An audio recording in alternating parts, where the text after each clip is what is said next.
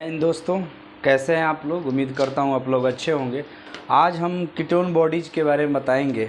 Ketone body urine में अगर आने लगे तो क्या हो जाता है और क्यों आता है, कब आता है और कैसे आता है, और कीटोन बॉडीज़ क्या है, ये सब के बारे में हम बताए थे कि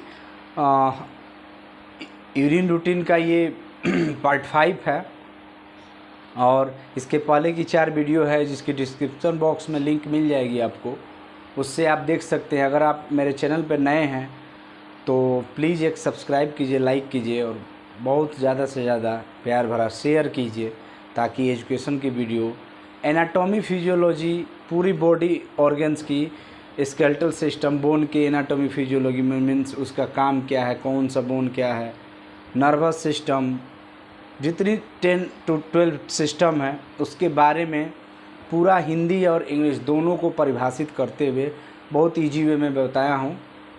तो अगर इस तरह की वीडियो आप लोग को अच्छा लगता है और आप एजुकेशन में रुचि रखते हैं और लेबोरेटरी टेस्ट के में रुचि रखते हैं, लैब टेक्नीशियन वाले, DMLT या BMLT वाले बच्चे, वो प्लीज़ मेरे चैनल को सब्सक्राइब एंड लाइक कीजिएगा और शेयर कीजिएगा।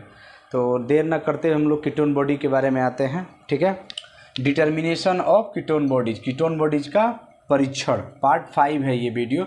इसके पहले की 4 वीडियो है, kidney function test, liver function test की भी वीडियो मेरे डिस्क्रिप्शन बॉक्स में प्ले लिस्ट है, उसमें पूरी एनाटॉमी, स्केलेटल सिस्टम, एनाटॉमी और फिजियोलॉजी क्या कहते हैं, उसका क्या मतलब है, आगे को क्या है, ये सब की प्ले लिस्ट पूरी है, डिस्क्रिप्शन बॉक्स में आपको मिल जाएंगी।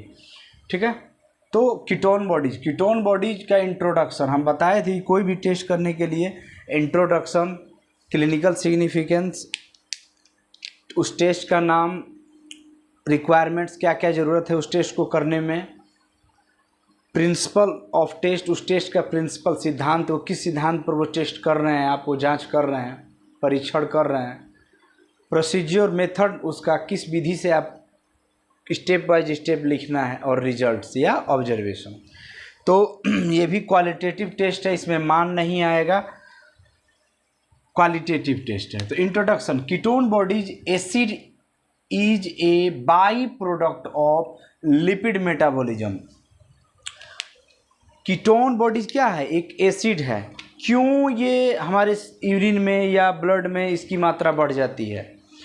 ब्लड में इसकी मात्रा 1 मिलीग्राम पर डेसीलीटर से कम होनी चाहिए और यूरिन में 3 मिलीग्राम पर डेसीलीटर से कम होनी चाहिए। इससे ज़्यादा अगर हो रहा है ब्लड में तो उसको हम लोग कीटोसिस कहते हैं। अगर यूरिन में आ रहा 3 मिलीग्राम पर डेसीलीटर से तो उसको कीटोन यूरिया कहते हैं। क्यों आया ये? तो ये आता है 2 ही पेशेंट में ज़्यादातर, बहुत सारा और भी रीज़न है। पहला है डायबिटिक मेलिटस, जो बहुत पुराना मधुमेह की बीमारी का पेशेंट, शुगर वाले पेशेंट में कीटोन बॉडीज यूरिन में आने लगता है या ब्लड में भी आने लगेगा। ब्लड में आएगा तो कीटोसिस, अगर यूरिन में आ रहा है तो ketone urea. Ketone urea means urine ketosis नहीं, कीटोनेमिया कहते हैं। ठीक है, कीटोनेमिया अगर ब्लड में आए कीटोन बॉडी तो कीटोनेमिया, अगर यूरिन में आए तो कीटोन यूरिया। ये कीटोनेमिया या कीटोन यूरिया किस में आता है? डायबिटीज़ मेलिटस में या स्टार्वेशन में, भूखमरी जिसको है, खाना सही से नहीं मिल रहा है उसको, या कार्बोहाइड्रेट्स की डाइट उसकी कम हो जा रही है, कम ले रहा है वो कार्बोहाइड्रेट्स। तो ये आता क्यों है? ये आता है, आपको हम बताते हैं। एनर्जी हमारे शरीर में 2 ही चीज़ से बनती है और बनती है वो ATP के रूप में, एडिनोसिन ट्राइफॉस्फेट के रूप में। ग्लूकोज से बनती है, कार्बोहाइड्रेट, शर्करा, मीठी चीज़ से, या फिर लिपिड, फैट, वसा, चर्बी से बनती है। फैट से ग्लूकोज की तुलना में लगभग 1.5 गुना 2 गुना ज़्यादा एनर्जी बनता है। तो फिर क्यों नहीं हम लोग फैट ही खाने लगे? क्योंकि नहीं, वो इमल्सिफाई, वो पचता नहीं है, वो उसका डाइजेशन सही से, उसको डाइजेशन करने वाले जो एंजाइम्स होते हैं वो बहुत कम होते हैं हमारे शरीर में। और कार्बोहाइड्रेट्स क्या होता है, उसके जो बॉन्ड होते हैं वो जल्दी टूट जाते हैं, यानी कि वो डाइजेस्ट, वो पच जाते हैं। तो जब हमारे शरीर में इंसुलिन की कमी हो जाए। देखिए एक चीज़ और बताते हैं, मेटाबॉलिज्म क्या है, फंक्शन ऑफ सेल। बात को समझिए, वीडियो थोड़ा लंबा हो जाए लेकिन वीडियो को स्किप नहीं समझ में आएगा। फंक्शन ऑफ सेल यानी कि कीटोन बॉडीज कब बना, ग्लूकोज से एनर्जी नॉर्मल सेल में बनती है। एक ग्लूकोज मॉलिक्यूल से 38 एटीपी बनता है, यानी एटीपी ऊर्जा का एक फॉर्म है, एक रूप है, वो हमारे शरीर में संचित रहता है। माइटोकॉन्ड्रिया में ये कार्य होता है। जब आपके शरीर में ग्लूकोज, सेल के अंदर ये काम होता है, और सेल के अंदर माइटोकॉन्ड्रिया, माइटोकॉन्ड्रिया के अंदर ग्लूकोज का मेटाबॉलिज्म होता है। मेटाबॉलिज्म का मतलब ग्लूकोज टूटता है, यानी टूटता है तो एनर्जी बनता है, और वो ग्लूकोज को सेल तक पहुंचाता कौन सा हार्मोन, इंसुलिन हार्मोन, जो पैंक्रियाज ग्लैंड से निकलती है, ग्लूकागॉन और इंसुलिन। ये क्या कराता है, आप जब कार्बोहाइड्रेट मीठी चीज़ खाते हैं तो इंटेस्टाइन में जाता है, स्मॉल इंटेस्टाइन लार्ज इंटेस्टाइन से अवशोषित होता है, ब्लड में कैपिलरीज के द्वारा, वेन्स के द्वारा अवशोषित कर लिया जाता है, और वो चारों तरफ हर एक सेल के पास वो पहुंचती है। और वो जब मीठी चीज़ या फैट हम लोग खाते हैं तो मीठी चीज़ जब जाती है तो सेल में मेटाबॉलिज्म होता है, उससे एनर्जी मिलती है। एटीपी, हम बोल रहे हैं, चल रहे हैं, खा रहे हैं, पी रहे हैं, देख रहे हैं, पढ़, सब में तो एनर्जी व्यस्त होता है, एनर्जी व्यय होता है। तो इसीलिए तो मेहमान के यहाँ कहीं जाते हैं तो आइए आइए मेहमान, पहले मीठा चीज़ देते हैं, यानी थक कर आए हैं तो, और पिएंगे पानी तो उससे ऑक्सीजन मिलेगा, और खाना खाएंगे तो मेटाबॉलिज्म ऑक्सीजन की उपस्थिति में, विटामिन्स की उपस्थिति में या मिनरल्स की उपस्थिति में टूटता है ग्लूकोज। एक ग्लूकोज के मॉलिक्यूल से 38 एटीपी का निर्माण होता है, और ये ऑक्सीजन की उपस्थिति में टूटता है, तो ऑक्सीजन को कौन ले जाता है, हीमोग्लोबिन। ठीक है, मीठी चीज़ आप खाएं, ये एनर्जी बनाता है। अब क्या होता है, कीटोनेरिया में, कीटोन डायबिटिक वाले पेशेंट में ये जो इंसुलिन की कमी हो जाती है, इसीलिए शुगर का लेवल बढ़ जाता है, क्योंकि इंसुलिन क्या करता है, शुगर के लेवल को घटा के रखता है, कंट्रोल करके रखता है, 70 से 110 के बीच में रखता है फास्टिंग शुगर। ये बढ़ गया तो बढ़ गया, बहुत दिन से प्रोलॉन्ग्ड शुगर है, डायबिटिक है, डायबिटीज मेलिटस टाइप 2। तो क्या होगा, इंसुलिन का जब सिक्रीशन कम हो जाएगा, जब सिक्रीशन आपका कम हो जाएगा इंसुलिन हार्मोन का, तो क्या होगा, वो जो ग्लूकोज मॉलिक्यूल सेल के अंदर जाएगा ही नहीं। जब सेल के अंदर जाएगा नहीं तो मेटाबॉलिज्म नहीं होगा, मेटाबॉलिज्म नहीं होगा तो एनर्जी नहीं बनेगी, लेकिन हमको तो एनर्जी चाहिए। तब क्या होगा, फैट जो हमारे एडिपोज टिश्यू, स्किन के नीचे जो एडिपोज टिश्यू उत्तक होते हैं, उसमें फैट जमा रहता है ट्राइग्लिसराइड्स के रूप में, वो क्या होने लगेगा, बर्न होने लगेगा, क्योंकि हर जगह पूरा सेल है। वो अब क्या होगा, वो सेल उस ट्राइग्लिसराइड को, उससे एनर्जी बनाने लगेगी। जो ग्लूकोज से एनर्जी बन रही थी वो अब फैटी एसिड से बनने लगेगी, और फैटी एसिड से एनर्जी मिलेगी कीटोन बॉडीज के रूप में। तो ये कब होगा, डायबिटिक मेलिटस में, या फिर स्टारवेस, भूखमरी के, या फिर आप शुगर, कार्बोहाइड्रेट्स कम ले रहे हैं, और एनर्जी दो ही चीज़, लिपिड या कार्बोहाइड्रेट्स, ग्लूकोज या लैक्टोज, माल्टोज, फ्रक्टोज, ये सबसे मिलता है, मीठी चीज़ से, शर्करा से। और आपके अंदर में तो ग्लूकोज की मात्रा है नहीं, अगर है भी तो इंसुलिन हार्मोन की कमी है। और इंसुलिन हार्मोन जो ग्लूकोज को सेल तक पहुंचाता था, माइटोकॉन्ड्रिया में एनर्जी बनती थी, वो एनर्जी वाला कार्यक्रम हो ही नहीं रहा है।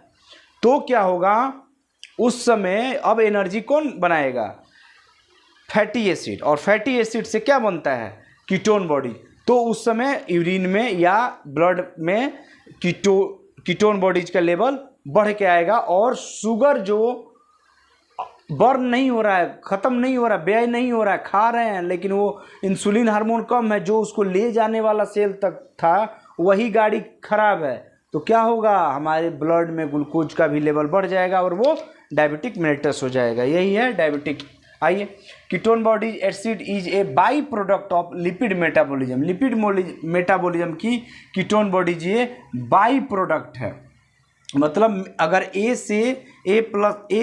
प्लस बी से बन रहा है C प्लस डी, तो ये C हो गया मेन प्रोडक्ट, और D जो बना वो बाई प्रोडक्ट हो गया। तो ये एक बाई प्रोडक्ट है, जब फैट टूटता है तो उसके दरमियान में ये कीटोन बॉडीज बनता है।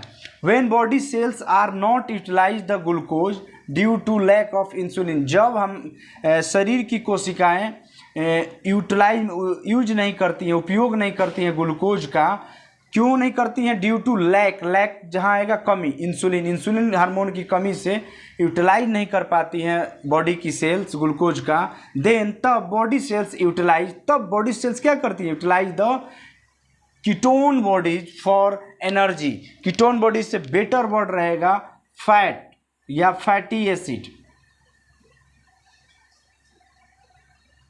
Fatty acids for energy, energy बनाने के लिए तब फैटी एसिड का उपयोग करने लगती हैं बॉडी की सेल। दीज आर 3 टाइप्स, ये 3 प्रकार की होती हैं। एसीटोन होती है, एसीटो एसीटेट या एसीटो एसिटिक एसिड, या बीटा ऐसे लिख देंगे, बीटा हाइड्रोक्सी ब्यूटेरिक एसिड या बीटा हाइड्रोक्सी ब्यूटेरेट। इसकी केमिकल फार्मूला ये है। और इसमें जो ये दोनों जो एसीटोन और एसीटो एसीटेट है, ये ट्रू कीटोन होते हैं। क्यों ट्रू कीटोन होता है? क्योंकि इसमें जो ये कीटोन बॉडी CO, देखिए CO यहाँ भी है, CO यहाँ भी है, लेकिन इसमें CO नहीं है, इसमें COH है। एसिड तीनों है, तो ये दोनों ट्रू है, ट्रू कीटोन होता है। और ये तीसरा जो मान लीजिए फॉल्स कीटोन बॉडीज है, ये भी कीटोन बॉडीज। तो एसीटोन जो होता है ये 2 से 4% पाया जाता है, यूरिन में भी पाया जाएगा। और ये आपका ब्रीथ कीटोन हो, इसको एक कहते हैं ब्रीथ कीटोन का मतलब जब लंग्स से ये बाहर इसकी एक्सपेल्ड कर दिया। दूसरा एसीटो एसिटिक एसिड या एसीटो एसीटेट बहुत इंपॉर्टेंट है। और एसीटोन या एसीटो एसीटेट इसी की जांच होती है, और यही कीटोन बॉडी एक्चुअल में यही दोनों कीटोन बॉडीज होता है, क्योंकि इसमें कीटो ग्रुप होता है। इसका केमिकल फार्मूला CH3COCH2OCO2-। 18 से 20% ये पाया जाता है यूरिन में, और ये यूरेनरी कीटोन होता है एसीटो एसीटेट कीटोन बॉडीज। और बीटा हाइड्रोक्सी सबसे ज़्यादा 76 से 78% केमिकल फार्मूला ये है। ब्लड कीटोन होता है, ये ब्लड में ज़्यादातर पाया जाता है। वही बताए मेटाबॉलिज्म ऑफ फैट, ट्राइग्लिसराइड से बनता है फैटी एसिड, टूटता है, छोटा मॉलिक्यूल बनेगा। मान लीजिए बड़ा मॉलिक्यूल, तो ये छोटा मॉलिक्यूल होगा, क्योंकि सेल में छोटे मॉलिक्यूल से ही काम होगा, मेटाबॉलिज्म होगा, एनर्जी बनेगा। जब फैट, ये कहाँ होता है? इन एडिपोज टिश्यू, स्किन के नीचे जो एडिपोज टिश्यू होता है वहाँ पर ये क्रिया ट्राइग्लिसराइड से फैटी एसिड कब होता है? जब ग्लूकोज का मॉलिक्यूल से एनर्जी नहीं बनता है, तब क्या होता है?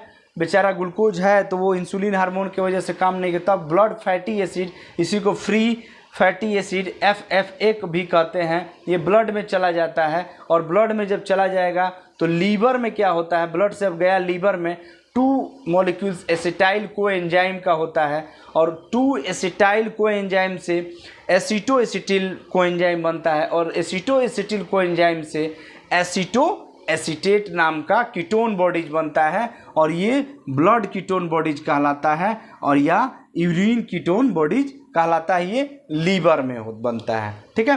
क्लिनिकल सिग्निफिकेंस, उपचारीय महत्व क्या है इसका, क्लिनिकल इंपॉर्टेंस क्या है इसका। ठीक है, तो यहाँ पर ये चीज़ बतानी जरूरी है, ये ब्लड में अगर कीटोन पाया जा रहा है तो उसको हम लोग कीटोनेमिया कहेंगे, अगर यूरिन में पाया जा रहा है तो उसको हम लोग कीटोन यूरिया कहेंगे। अगर ब्लड का ग्लूकोज का लेवल हमारे शरीर में बढ़ जा रहा है डायबिटिक पेशेंट में, स्टार्वेशन भूखमरी में, और वो कीटोन बॉडीज का लेवल बढ़ रहा है तो उसको कीटोसिस कहेंगे।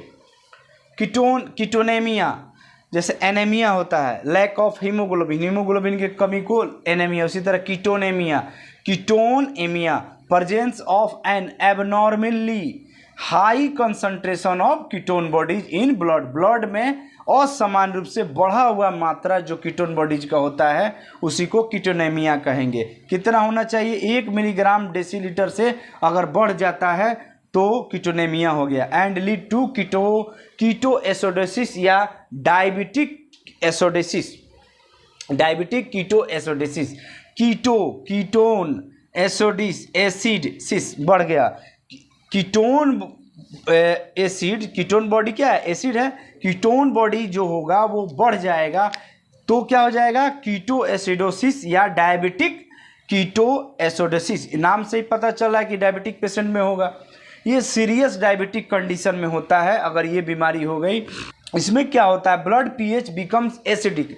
नॉर्मल ब्लड का पीएच एल्कलाइन क्षारीय होता है, लेकिन इसमें क्या हो जाता है, एसिडिक हो जाता है ब्लड का pH due to ketone bodies acid. Ketone bodies के इंक्रीजेज के, यहाँ बेटर वर्ड होगा, due to increases of ketone bodies acids and causes diabetic coma. Patient coma में भी जा सकता है, शॉक कर सकता है उसका दिमाग, कोमा में भी जा सकता है, वो डायबिटिक कोमा हो सकता है कीटो एसिडोसिस में। इसीलिए सीरियस कंडीशन है डायबिटिक पेशेंट में। 600-800 mg पर डेसीलीटर फास्टिंग का शुगर आने लगे तो वो पेशेंट की उसके यूरिन में कीटोन बॉडीज आने लगेगा। कीटोन यूरिया, अब आइए ketonuria. Ketone means ketone bodies, uria means urine. जैसे प्रोटीन यूरिया, प्रोटीन और uria means urine. Presence of an abnormally high concentration of ketone body, same वही वर्ड है ऊपर वाला, इन यूरिन, यहाँ पर था इन ब्लड। यूरिन में असामान्य रूप से बढ़े हुए मात्रा, कीटोन बॉडीज की बढ़ी हुई मात्रा के उपस्थिति को हम लोग कीटोन यूरिया कहते हैं। और ये कितना होना चाहिए, 3 नॉर्मल कितना होना चाहिए, लेस देन 3 मिलीग्राम पर डेसीलीटर से कम होना चाहिए तो यूरिन में कीटोन बॉडीज नहीं आएगा। अगर इससे ज़्यादा आ रहा है तो कीटोन यूरिया हो गया है। Causes of ketone urea, ketone urea के कारण क्या है, क्यों हो गया, तो पहला आपको बताए diabetes mellitus due to lack of insulin. Insulin की कमी के कारण ये होता है कीटोन यूरिया डायबिटीज पेशेंट में। दूसरा स्टार्वेशन, भूखमरी में खाना पीना सही से नहीं मिल रहा है, ग्लूकोज से नॉर्मल रूप से माइटोकॉन्ड्रिया में एनर्जी बनती है और आपके अंदर बैलेंस डाइट नहीं ले रहे हैं, खाना बहुत गरीबी है या बहुत सारा कुपोषित है, बहुत स्टार्वेशन जो होता है उस समय ये दोनों में कीटोन यूरिया हो जाएगा। अदर कंडीशन भी है, में भी हो सकता है कीटोन यूरिया हो जाए, हो सकता है ये टेम्प्रोरी हो कीटोन यूरिया, प्रेगनेंसी में हो सकता है। प्रोलॉन्ग वोमिटिंग, बहुत प्रोलॉन्ग मीन्स बहुत समय से वोमिटिंग हो रहा है, बहुत दिन से, 10 दिन 15 दिन से। फीवर में ये हो जाएगा, फास्टिंग बहुत दिन से आप रह रहे हैं उस समय कीटोन यूरिया आ सकता है, क्योंकि फास्टिंग में क्या होगा, ग्लूकोज का मॉलिक्यूल्स बर्न हो गया, उससे एनर्जी बन गया, अब क्या होगा, फैट टूटने लगेगा, फैट से एनर्जी बनने लगेगा, फैट से एनर्जी बनेगा तो कीटोन बॉडी जाएगा। लो कार्बोहाइड्रेट्स डाइट, अगर आप लो कार्बोहाइड्रेट्स डाइट ले रहे हैं मीन्स लो में कम, अगर मीठा कम खा रहे हैं, मतलब ये नहीं कि बहुत ज़्यादा खाने लगे, वो ले रहे हैं तो आपको कीटोन यूरिया हो सकता है। अब हम लोग देखेंगे इसके टेस्ट के बारे में, टेस्ट का मेथड का नाम, प्रोसीजर और 2-3 प्रोसीजर भी बता देंगे और प्रिंसिपल के बारे में, ठीक है। तो अब हम लोग आइए देखते हैं इसके आगे की क्या बात है, ठीक है। अब देखिए उसके बाद अब हम लोग टेस्ट नेम के बारे में पढ़ते हैं। इंट्रोडक्शन हो गया, क्लिनिकल सिग्निफिकेंस हो गया। टेस्ट नेम में इस टेस्ट को अगर हम लोग कीटोन बॉडीज को जांच करते हैं तो हम बहुत सारे जांच का मेथड का नाम है और बहुत तरीके से आप कर सकते हैं, लेकिन हम 3-4 मेथड का नाम बता रहे हैं जो बहुत इंपॉर्टेंट और इजी वे में आप कर लीजिएगा। पहला है रोथेरा टेस्ट, जो होता है वो नॉर्मली सब लोग ये कॉमन है, ये होता है इसी के लिए। उसके बाद स्पेशल है ये गेरहार्ड मेथड्स। उसके बाद तीसरा है गला में थोड़ा प्रॉब्लम है इसलिए से ये हो रहा है, स्ट्रिप्स मेथड। और चौथा है हार्ट स्ट्रेस मेथड। ये जो रोथेरा टेस्ट है या गेरहार्ड टेस्ट है या स्ट्रिप मेथड है, ये एसीटोन और एसिटिक एसिड के लिए आवश्यकता क्या क्या चाहिए, टेस्ट ट्यूब नॉर्मल सी बात है। रोथेरा पाउडर मिक्सचर चाहिए, यानी कि हम लोग इसको आप लोग आराम से बना सकते हैं, बना बनाया भी मिलता है। सोडियम नाइट्रोपरसाइड ये 0.75 ग्राम होना चाहिए, यानी 1 ग्राम से भी 25 ग्राम कम ही होना चाहिए। उसके बाद अमोनियम सल्फेट होना चाहिए 20 ग्राम। ये दोनों को आप ये क्रिस्टल फॉर्म में आता है और ये दोनों को मिक्सचर बना के पाउडर बना चूर्ण करके और मिक्स करके दोनों को इतना मात्रा ले करके और मिक्स करके स्टोर पर रख दीजिए 25 से 5 डिग्री सेल्सियस पे। और तीसरा हो जाता है लिक्विड अमोनियम सॉल्यूशन होना चाहिए, ये एल्कलाइन मीडियम के लिए ज़रूरत होता है। ये हो गया फॉर रोथेरा टेस्ट के लिए। उसके बाद एक और टेस्ट के रिक्वायरमेंट यहीं पर फॉर गेरहार्ड्स मेथड्स में 10% फेरिक क्लोराइड चाहिए, बाकी सब टेस्ट ट्यूब ये सब चाहिए। अगर स्ट्रिप मेथड करते हैं तो कोई नॉर्मल सी बात है, ये स्ट्रिप चाहिए आपको, और ये aceto acetate and glycine coated pad की चाहिए। अगर ग्लाइसिन कोटेड नहीं रहेगा तो आपका एसीटोन कीटोन बॉडी नहीं आएगा, ठीक है। एसीटो एसिटिक कीटोन बॉडी तो आ जाएगा लेकिन एसीटोन नहीं आएगा, ठीक है। उसके बाद प्रिंसिपल इस जांच का, दोनों तीनों जो जांच है, principle of Rothera test, acetone, अगर एसीटोन और एसीटो एसीटेट ये क्या है, कीटोन बॉडीज अगर यूरिन में है 10 mg से ज़्यादा है यूरिन में, या 10 mg है, और एसीटो एसिटिक एसिड या एसीटो एसीटेट 5 mg है यूरिन में, तो ये दोनों रिएक्शन करेंगे। ये रोथेरा पाउडर का जो था सोडियम नाइट्रोपरऑक्साइड, ये सोडियम नाइट्रोपरऑक्साइड रिएक्शन कर जाएगा, ये दोनों यूरिन में ही पाया जाएगा। अगर ये दोनों यूरिन में है कीटोन बॉडीज, अगर ये दोनों कीटोन बॉडीज अगर ये है तो ये केमिकल से रिएक्शन कर जाएगा एल्कलाइन मीडियम में, और हम लोग ट्यूब में डालते जाएंगे alkaline medium. Ammonium hydroxide, liquid ammonium hydroxide इसमें डालेंगे, NH3OH ये डालेंगे तो कैसा कलर हो जाएगा, पर्पल कलर का, ये इसका रूप आ जाएगा पर्पल कलर का, इस कलर का आ जाएगा, ठीक है। तो पर्पल कलर का ये कलर बना लेगा, यानी कि यूरिन में अगर ये दोनों रहेगा कीटोन बॉडीज तो ये नाइट्रोपरऑक्साइड से रिएक्शन करके एल्कलाइन मीडियम है। एल्कलाइन मीडियम किसकी वजह से होगा, अमोनियम हाइड्रोक्साइड की वजह से, और किस कलर रिएक्शन करके ट्यूब में जब देखेंगे तो कलर चेंज होगा, और वो कलर कैसा आएगा, पर्पल कलर का। प्रिंसिपल ऑफ गेरहार्ड्स मेथड्स, इसका प्रिंसिपल क्या है, एसीटोन और एसिटिक एसिड अगर यूरिन में रहेगा इन यूरिन तो 10% फेरिक क्लोराइड FeCl3 है। 5 मिनट तक हीट का ये सिंबल है, 5 मिनट तक जब बॉयल करेंगे हम लोग तो no colour change of red colour. अगर रेड कलर आ जा रहा है तो कीटोन बॉडीज नहीं है, अगर रेड कलर डिसिपियर हो जा रहा है, नहीं आ रहा है, पहले रेड कलर होगा, अगर वो रेड कलर खोलाते रहे, अगर रेड कलर गायब हो जाए, डिसअपियर हो जाए, तो वो कीटोन बॉडीज यूरिन में है। Principle of strip method based on nitroprusside reaction, इसी जो रोथेरा टेस्ट है उसी पर ये डिपेंड करता है। फॉर एसीटोन डिटेक्शन, अगर एक स्पेशल इसमें राज की बात है, ये जो कोटेड है, अगर इस एसीटोन की आपको इससे तो आपको एसीटो एसिटिक जांच हो जाएगा, अगर इसमें कहीं पर एसीटोन की आपको जांच करनी है तो उसके लिए नाइट्रोपरऑक्साइड के साथ साथ ग्लाइसिन नाम का कोटिंग होना चाहिए, तब एसीटोन आएगा, नहीं तो नहीं आएगा। इसके बाद हम लोग अब देख रहे हैं टेस्ट प्रोसीजर के बारे में कि टेस्ट प्रोसीजर क्या होता है। अब हम लोग प्रोसीजर के बारे में देखते हैं। Procedure of Rothera test, procedure of Gerhardt's test, procedure of strip method, बहुत जल्दी देख लेते हैं।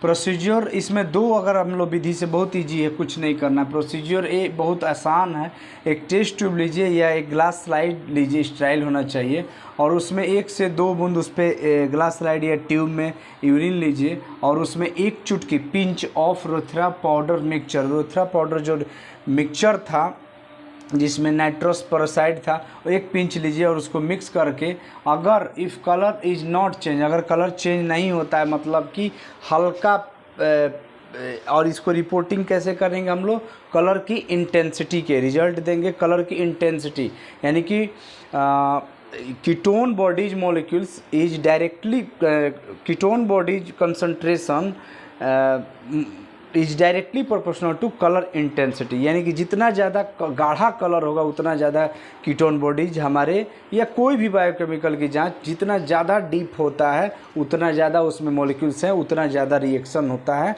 और वो गाढ़ा कलर चेंज होता है।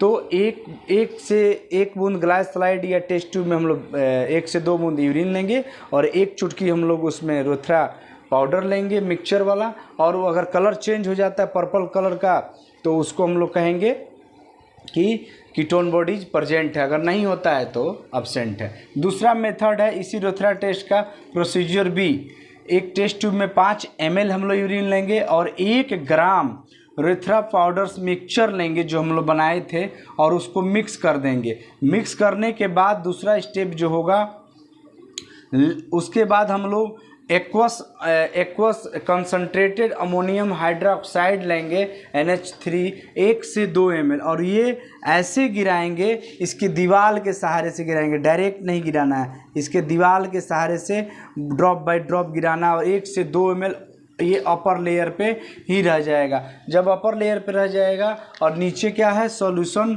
Of urine and urethra powder, ये यूरिन और यूरेथ्रा पाउडर का सॉल्यूशन बचा है और ये ऊपर से है। अब इसको जब हम लोग मिक्स करेंगे तो क्या होगा, ये एक पर्पल कलर का बीच में, दोनों के बीच में, यानी कि इस मिक्सचर और ये अमोनियम हाइड्रोक्साइड क्यों किया गया, क्योंकि एल्कलाइन करने के लिए, पीएच इसका एल्कलाइन हो जाए, ठीक है, ये किया गया। तो इस दोनों के बीच में एक रिंग बन जाएगा, एक घेरा बन जाएगा पर्पल कलर का या हल्का पर्पल कलर का, स्लाइट का।